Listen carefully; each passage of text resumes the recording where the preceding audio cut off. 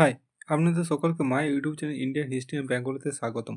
আজকে আমরা আলোচনা করব প্রাচীন ভারতের ইতিহাসের উপাদানগুলির সম্পর্কে বিস্তারিত আলোচনা করা হবে। তার আগে আমার চ্যানেল যদি নতুন থাকে প্লিজ লাইক, শেয়ার এবং সাবস্ক্রাইব করে রাখুন। পাশের বেল আইকনটি প্রেস করে রাখুন। যখনই কোনো নতুন ভিডিও আপলোড করব সবার আগে যেন আপনাদের কাছে পৌঁছে যায়। ওকে, শুরু করা যাক। ইতিহাসের উপাদানে শ্রেণীবিভাগ। ইতিহাসের উপাদানকে সাধারণত দুটি ভাগে ভাগ করা যায়। একটা হচ্ছে প্রত্নতাত্ত্বিক উপাদান আর দ্বিতীয় হচ্ছে সাহিত্যিক উপাদান।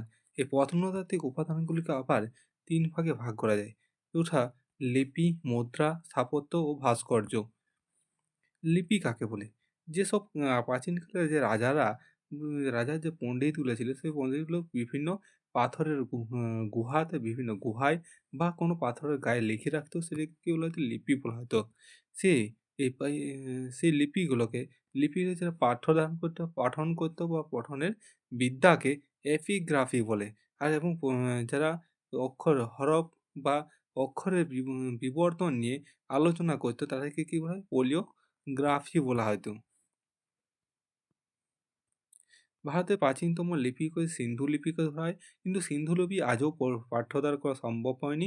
তার জন্যে অশোকের শিলালিপি হিসাবে প্রাচীনতম ধরা হয়, যেটা 1837 খ্রিস্টাব্দে জেমস প্রিন্সেপ পাঠ্যদার করেছিল। যে অশোকের যে শিলালিপিগুলো ছিল, ব্রাহ্মী ছিল, খরষ্টি ছিল, গ্রিক আরমাইক ছিল, তার মধ্যে ব্রাহ্মী লিপিটা যে ভারতে ছিল, সে ভারতে ব্রাহ্মী লিপিটাকে পাঠ্যদার করেছিলেন কে? James Prinsep.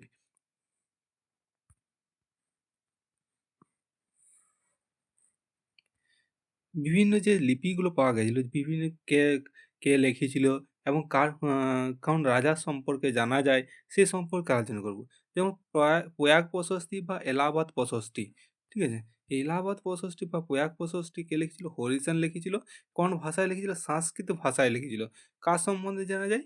সমুদ্রগুপ্তের সম্পর্কে জানা যায়। যে সমুদ্রগুপ্ত উত্তর ভারত জয়, দক্ষিণ ভারত জয়, ঠিক আছে?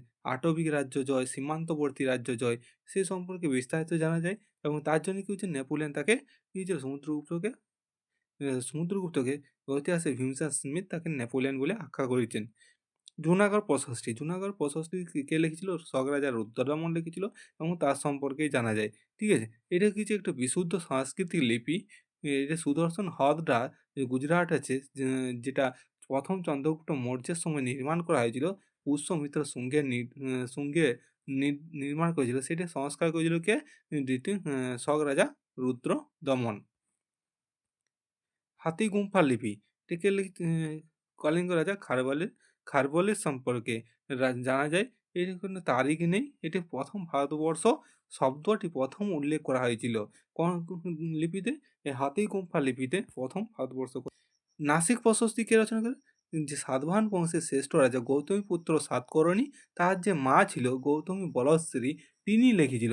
যখন তার পুত্র গৌতমীপুত্র সাতকর্ণী মারা গেছিল, মারা যাওয়ার পর 19 বছর পর লিখেছিল। কি লিখেছিল? এই নাসিক প্রশস্তিটা। ইরান লিপি ইরান লিপিটি কে লিখেছিল? এটা হচ্ছে ভানুগুপ্ত। ও ভানুগুপ্ত লিখেছিল। গুপ্ত বংশের রাজা ছিল।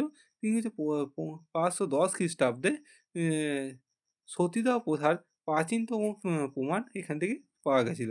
যে কার সম্পর্কে যেন? ভানুগুপ্তের সম্পর্কে জানা যায়।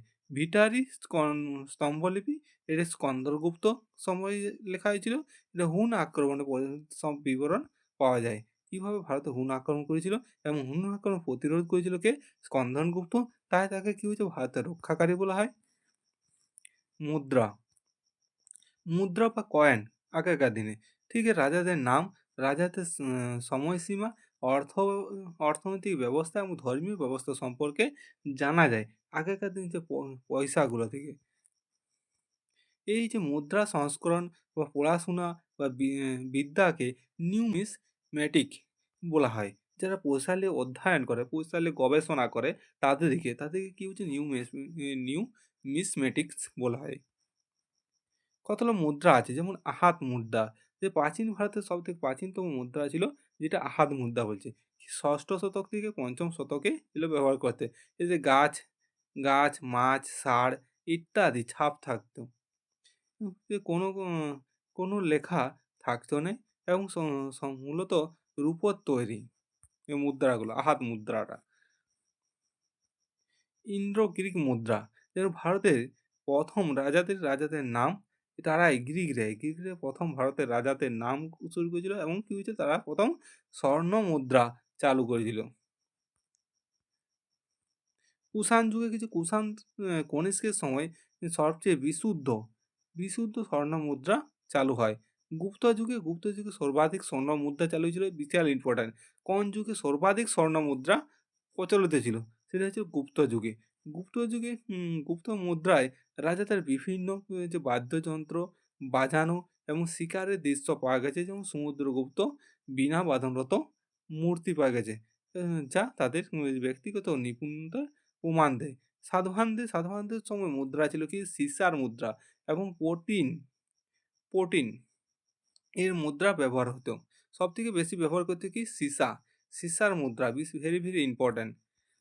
সাতবাহনরা স্মৃতিসৌধ ও তার স্থাপত্য আর ভাস্কর্যগুলো কি কিছু প্রাচীন ভারতের যে মন্দির, স্তূপ, বিহার, গুহাচিত্র, মাটির নিচে নিচে থেকে পাওয়া যে মৃৎপাত্রগুলো অত্যন্ত গুরুত্বপূর্ণ।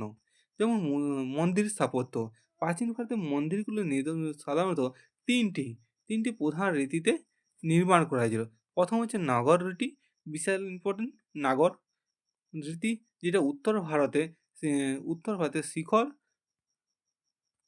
শিখরযুক্ত মন্দির, যেটা উত্তর ভারতে আছে সেইগুলো কিন্তু শিখরযুক্ত মন্দির, সেটা হচ্ছে নগর শৈলীতে নির্মাণ হয়েছিল।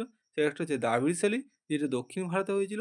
আর ব্যাসর শৈলী হচ্ছে মধ্য ভারতে, ওটা দাক্ষিণাত্যে হচ্ছে নগর ও দ্রাবিড় সংমিশ্রণে প্রতিষ্ঠিত হয়েছিল, যেটা মধ্য ভারতে ছিল। আঙ্কর ফোর্ট মন্দিরটা কোথায় আছে? কম্বোডিয়ায় অবস্থিত। এটা বিষ্ণু মন্দিরটি প্রমাণ করে যে দক্ষিণ পূর্ব এশিয়ার ভারতীয় সংস্কৃতি ছড়িয়ে পড়েছিল। যে অঙ্কুর মন্দিরটা আছে কোথায়? কম্বোডিয়াতে। সেটিকে প্রমাণ করছে যে দক্ষিণ পূর্ব এশিয়াতেও ভারতের সংস্কৃতি ছড়িয়ে পড়েছিল। এবার মৃৎপাত্র ভেরি ইম্পর্টেন্ট। মৃৎপাত্র কি ছিল? যে মাটির যে পাত্রগুলো, যে কলসিগুলো ছিল, ঘোড়াগুলো যে বলতে হচ্ছে, সেই লোকে কি বলা হয়? মৃৎপাত্র বলা হয়। ঠিক আছে? সেই মৃৎপাত্র কি হয়েছে? অজেরো কালার পাট্রি,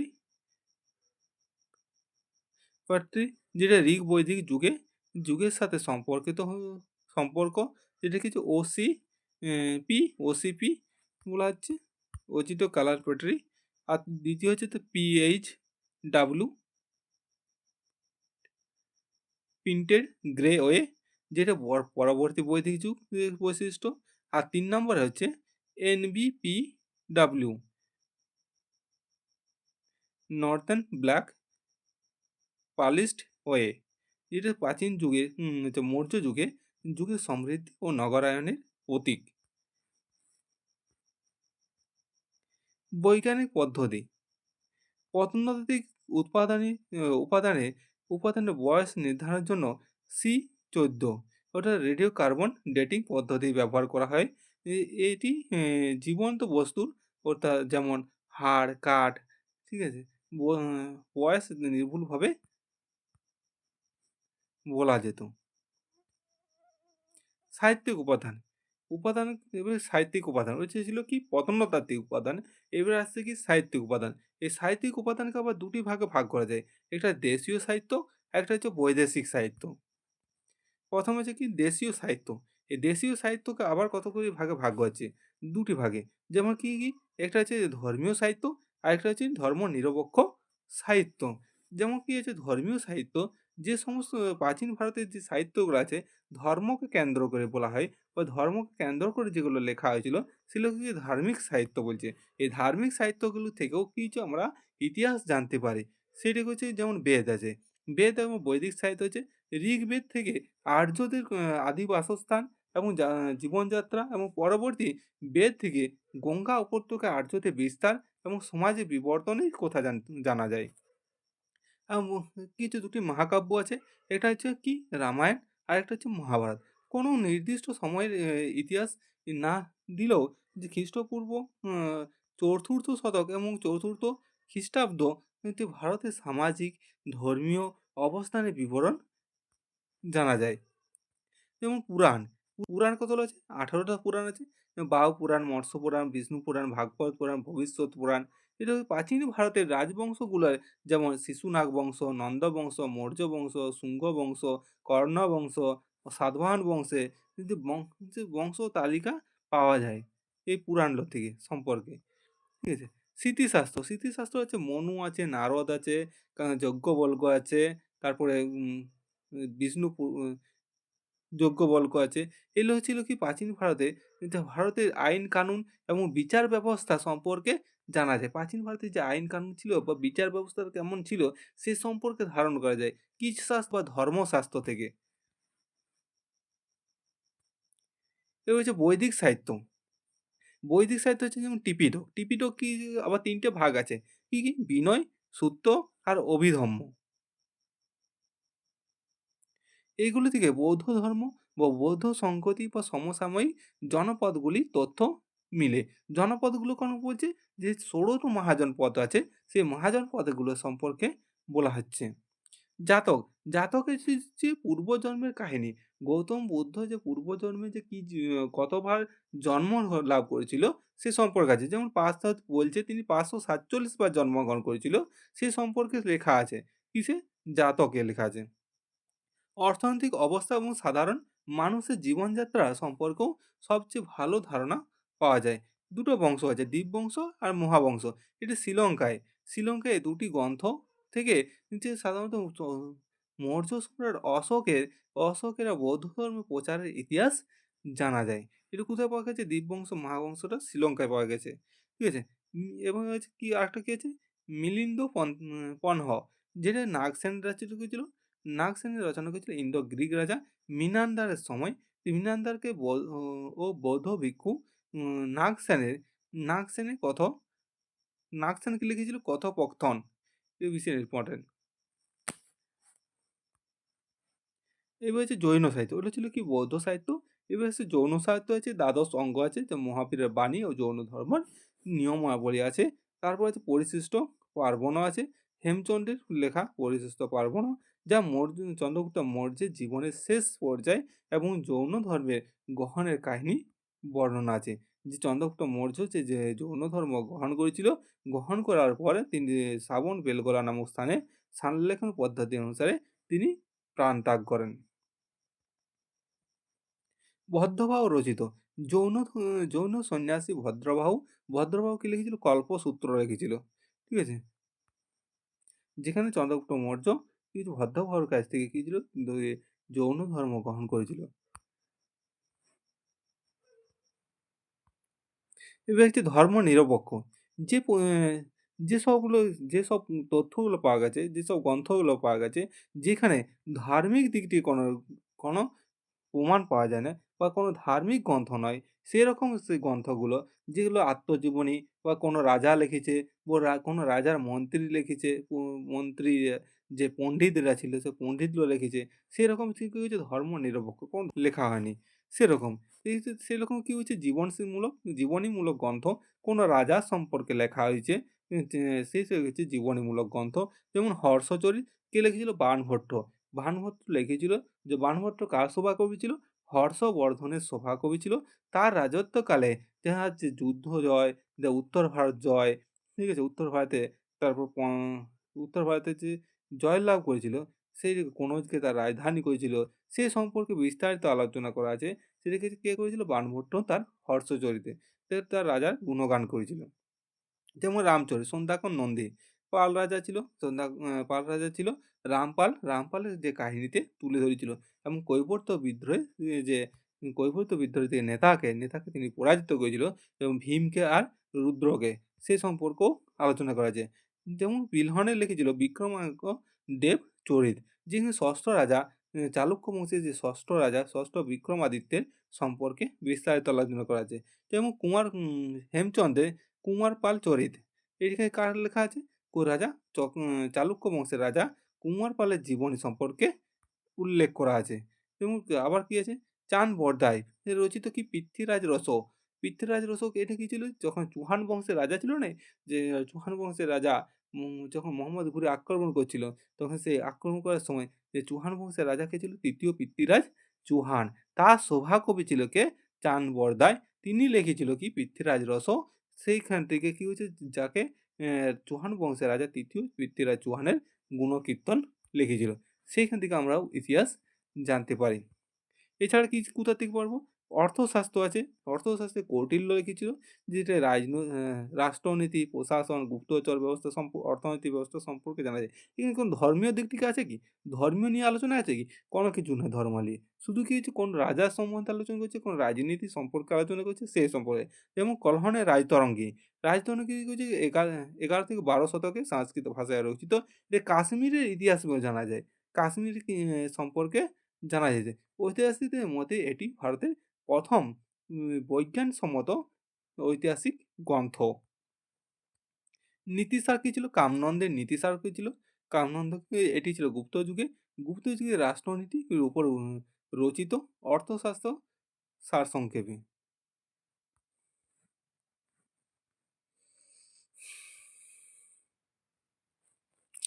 আরও কিছু সাহিত্যরও বলছে, সাহিত্যর আড়ালে এই গ্রন্থগুলি সমসাময়িক ইতিহাসের মূল্যবান তথ্য রয়েছে। যেমন মুদ্রা রাক্ষস বিশাখা দত্তের। এটি কোন বংশের সম্পর্কে হচ্ছে? যে নন্দ বংশের যে পতন হচ্ছে, আর মৌর্য সাম্রাজ্যে চন্দ্রগুপ্ত মৌর্য যে দখল করছে সে সম্পর্কে জানা যাচ্ছে। আর কি হচ্ছে, বিশাখা দত্তের মুদ্রা রাক্ষস। দুটো বিশাখা দত্ত দুটো লিখেছিল, একটা হচ্ছে মুদ্রা রাক্ষস আর একটা হচ্ছে দেবী চন্দ্রগুপ্তম, যেটা হচ্ছে দ্বিতীয় চন্দ্রগুপ্তের কাহিনী সম্পর্কে জানা যাচ্ছে।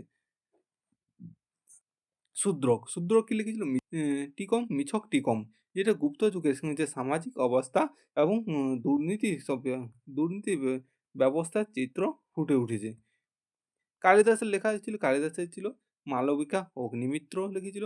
এখানে মালবিকা আর অগ্নিমিত্রের যে প্রেম কাহিনী সেটা তুলে ধরেছে। এবং মত্তবিলাস প্রহসন মহেন্দ্র বর্মনের, যেটা পল্লব যুগে সামাজিক ও ধর্মীয় ব্যঙ্গত্ব তুলে ধরেছে বা ফুটিয়ে উঠেছে।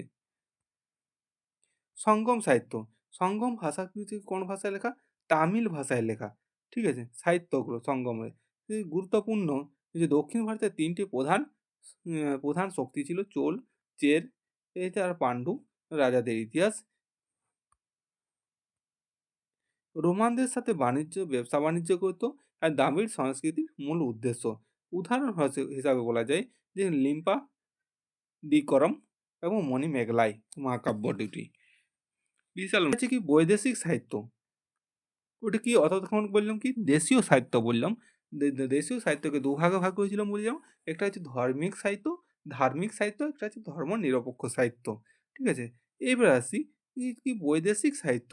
বৈদেশিক সাহিত্যের মধ্যে আছে কি বিদেশি যে পর্যটকরা আইছিল, সে কোথাও থেকে আইছিল? একটা ছিল গ্রিক থেকে আইছিল, যে ছিল একটা রোমান রায় ছিল, দুই হচ্ছে চীন থেকে আইছিল, আর তিনি হচ্ছে আরব থেকে আইছিল।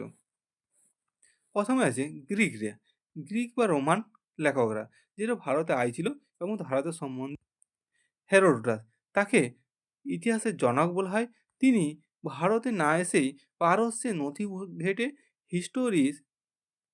হিস্টোরিয়াস গ্রন্থটি লেখেন, যা উত্তর পশ্চিম ভারতে রাজনৈতিক অবস্থা এবং পারস্যের সাথে সম্পর্কের কথা উল্লেখ করা আছে। তারপরে আছে কি টেসিয়াস, পারস্যে বৈধ ছিলেন একজন। পারস্য বলতে কোনটাকে বর্তমানে পারস্য বলতে ইরানকে বোঝায়। তার বিবরণ মূলত সোনার কোথার উপরেই ভিত্তি করে লেখা হয়েছিল। অনেকেই আজগবি তথ্যই ভরা, তাই ঐতিহাসিকরা একে খুব একটা গুরুত্ব বা নির্ভরযোগ্য মনে করেনি। আলেকজান্ডার সমসাময়িক।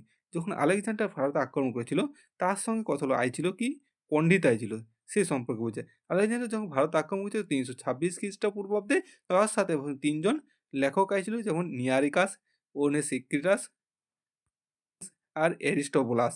এই তিনজন আইছিল উল্লেখযোগ্য সব থেকে। যেমন মেঘাস্তিনিস কার সময় ছিল? চন্দ্রগুপ্ত মৌর্যের সময়। সেলুকাসের দূত ছিল।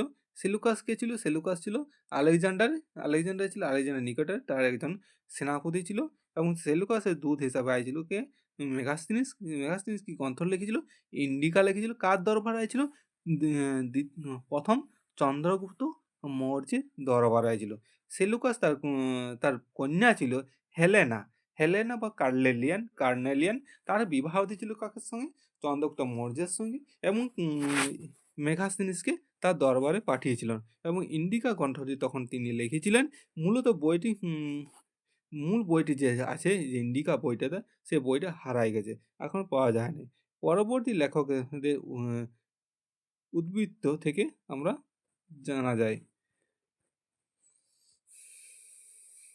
তিনি পাটলিপুত্র নগরের শাসন ব্যবস্থার বিবরণ দিয়েছে। তিনি ভুলবশত বলেছেন ভারতে দাস প্রথা নেই, এবং ভারতের সমাজকে ৭টি জাতিতে বিভক্ত। তিনি এটা বলেছিল, কোথায়? ইন্ডিকা গ্রন্থটা বলেছিল যে ভারতে দাস প্রথা নাইনি, এবং কি হচ্ছে, ভারতের সমাজে ৭টা জাতি আছে। অজ্ঞাতনামা, যে কে যে লিখেছিল তার কোনো ঠিক নেই। যে লিখেছিল সে নিজের নামটাই দেয়নি। কি যে কি গ্রন্থ? Periplus of the Erythraean sea. এটি সাধারণত ভারতের সঙ্গে বিদেশের যে বাণিজ্য হয়, সেই বাণিজ্য সম্পর্কে সবথেকে উল্লেখযোগ্য গ্রন্থ ছিল পেরিপ্লাস অফ এরিথিয়ান সি। কিন্তু যে লিখেছিল সে নামটাই লেখে না নিজের। ৮০ থেকে ১১৫ খ্রিস্টাব্দের মধ্যে এটি সময়ে এটা লেখা হয়েছিল। ঠিক আছে?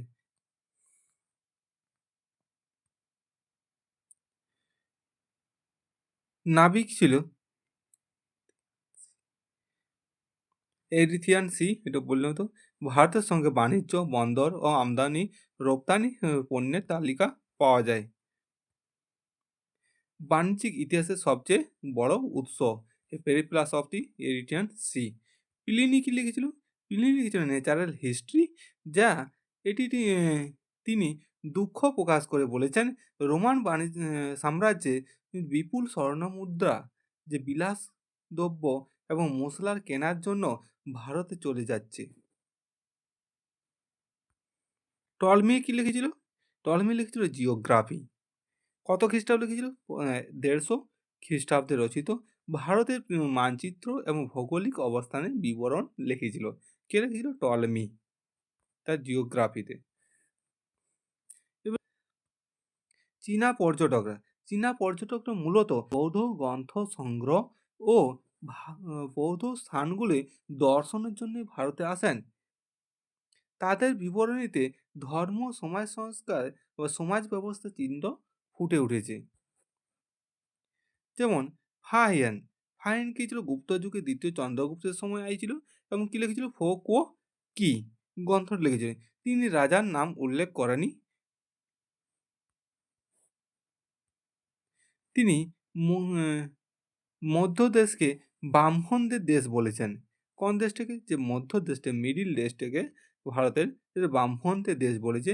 তিনি প্রথম অস্পৃশ্য বা চণ্ডালদের কথা উল্লেখ করেন। এটা ভেরি ভেরি ইম্পর্ট্যান্ট। তিনি কাদের কথা উল্লেখ করেছিল? অস্পৃশ্য বা চণ্ডালদের কথা তিনি প্রথম উল্লেখ করেছিলেন।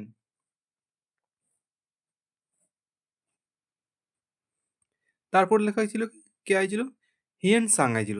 হিয়েন সাং কার সময় হয়েছিল? হর্ষবর্ধনের সময় হয়েছিল। তার লেখা গ্রন্থের নাম কি? সিইউ কি। তিনি নালন্দা বিশ্ববিদ্যালয়ে অধ্যায়ন এবং অধ্যাপনা করেন। তাকে পর্যটকদের রাজকুমার বলা হয়। কাকে? হিয়েন সাংকে। হিয়েন সাংকে পর্যটকদের রাজকুমার বলা হয়। তিনি কোনো যে ধর্ম সম্মিলনটা হয়েছিল কার সময়? যে হর্ষবর্ধনের সময়, প্রয়াগে যে মুখ পরিষদে সম্মিলনটা বসেছিল, তখন তিনি ছিল। এবং পঞ্চম যে বৌদ্ধ সম্মিলনটা হয়েছিল হর্ষবর্ধনের সময়, সেই সময়তে কি ছিল? হিউয়েন সাং ছিল তার সময়। শেষে আইছিল কে? ইসি আইছিল। ইসি তিনি সপ্তম শতকের শেষ দিকে আইছিল। তিনি নালন্দা ও বিক্রমশিলার ছাত্র ও শিক্ষা ব্যবস্থা সম্পর্কে বিস্তারিত বিবরণ দিয়েছে। মূলত বৌদ্ধ ধর্মের বিবরণ বা নিয়মগুলির উপর বেশি পরিমাণে জোর দিয়েছেন। এবার আরব পর্যটক। অষ্টাদশ শতকে আরব বণিক বা লেখকেরা ভারতের পশ্চিম উপকূল এবং পাল পথিয়া রাজাদের সম্পর্কে লিখতে শুরু করেন। আরব পর্যটকরা, যেমন আল বিরুনি। আল বিরুনি লিখেছিল তহকক-ই-হিন্দ বা কিতাবুল হিন্দ। সুলতান মাহমুদ ভারত আক্রমণের সময় তিনি ভারতে আসেন। যখন সুলতান মাহমুদ ভারত আক্রমণ করছিল করার সময় তিনি তার সঙ্গে ভারতে এসেছিলেন এবং লিখেছিলেন কি গ্রন্থ ই হিন্দ, তহকিকি হিন্দ বা কিতাবুল হিন্দ। গুরুত্ব, তিনি ভারতের সমাজ, ধর্ম, বিজ্ঞান, গণিত এবং জ্যোতির্বিদ্যা গভীরভাবে অধ্যয়ন করেন এবং তাকে তাকে প্রথম ভারতীয় তত্ত্ববিদ বলা হয়। তিনি জাতিভেদ প্রথা ও ভারতীয় সংকীর্ণতা নিয়ে আলোচনা করেছেন। কার সময় ছিল? পাল বংশের রাজা, শ্রেষ্ঠ রাজা দেবপালের সময় ছিল। তিনি ছিলেন দেবপালের সময় একজন দূত হিসাবে তিনি এসেছিলেন। আল মাসুদি, তিনি রাষ্ট্রকূট রাজাদের রাজাদের ভারতের শ্রেষ্ঠ রাজা বলে অভিহিত করেছেন। তিব্বতীয় বিবরণ, লামা তারানাথ, তার লেখা গ্রন্থের নাম কি ছিল? ভারতে বৌদ্ধ ধর্মের জন্ম। তার লেখা থেকে কাঙ্গুর ও টাঙ্গুর গ্রন্থ থেকে বৌদ্ধ ধর্ম এবং পূর্ব ভারতের ইতিহাস জানা যায়। আজ এতক্ষই। পরবর্তী যে ক্লাসটা হবে সেটা হরপ্পা সভ্যতা সম্পর্কে।